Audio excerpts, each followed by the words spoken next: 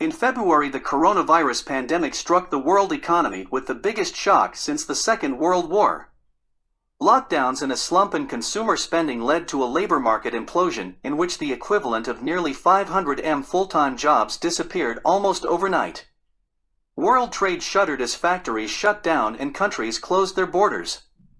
An even deeper economic catastrophe was avoided thanks only to unprecedented interventions in financial markets by central banks, government aid to workers and failing firms, and the expansion of budget deficits to near wartime levels. The crash was synchronized. As a recovery takes place, however, huge gaps between the performance of countries are opening up which could yet recast the world's economic order. By the end of next year, according to forecasts by the OECD, America's economy will be the same size as it was in 2019, but China's will be 10% larger. Europe will still languish beneath its pre-pandemic level of output and could do so for several years, a fate it may share with Japan, which is suffering a demographic squeeze. It is not just the biggest economic blocs that are growing at different speeds. In the second quarter of this year, according to UBS, a bank, the distribution of growth rates across 50 economies was at its widest for at least 40 years.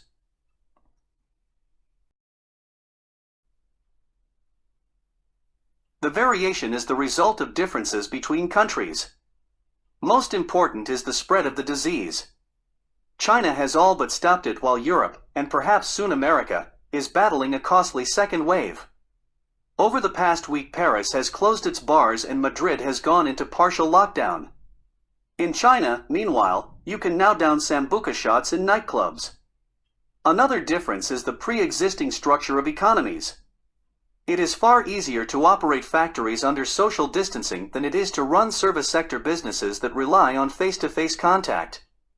Manufacturing makes up a bigger share of the economy in China than in any other big country. A third factor is the policy response. This is partly about size. America has injected more stimulus than Europe, including spending worth 12% of GDP and a 1.5 percentage point cut in short-term interest rates. But policy also includes how governments respond to the structural changes and creative destruction the pandemic is causing.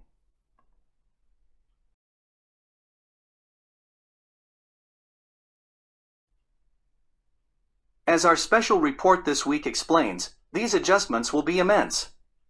The pandemic will leave economies less globalized, more digitized, and less equal. As they cut risks in their supply chains and harness automation, manufacturers will bring production closer to home. As office workers continue to work in their kitchens and bedrooms for at least part of the week, lower-paid workers who previously toiled as waiters, cleaners, and sales assistants will need to find new jobs in the suburbs. Until they do, they could face long spells of unemployment. In America, permanent job losses are mounting even as the headline unemployment rate falls, see article. As more activity moves online, business will become more dominated by firms with the most advanced intellectual property and the biggest repositories of data. This year's boom in technology stocks gives a sense of what is coming, as does the digital surge in the banking industry, see our leader on Ant Group. And low real interest rates will keep asset prices high even if economies remain weak. This will widen the gulf between Wall Street and Main Street that emerged after the global financial crisis, and which has worsened this year. The challenge for democratic governments will be to adapt to all these changes while maintaining popular consent for their policies and for free markets.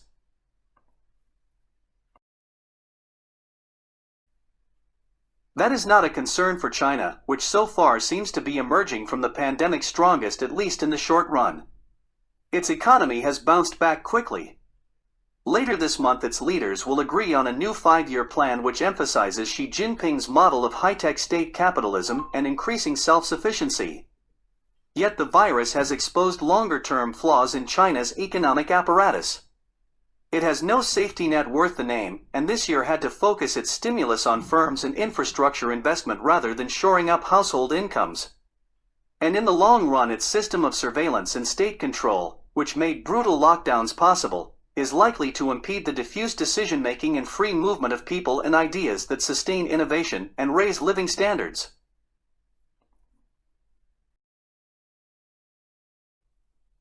Europe is the laggard. Its response to the pandemic risks ossifying economies there, rather than letting them adjust.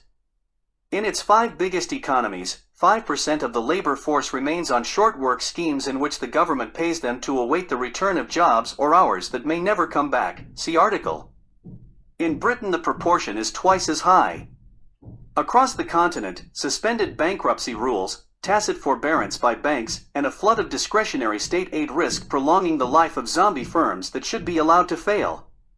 This is all the more worrying given that, before the crisis, France and Germany were already embracing an industrial policy that promoted national champions. If Europe sees the pandemic as a further reason to nurture a cozy relationship between government and incumbent businesses, its long-term relative decline could accelerate.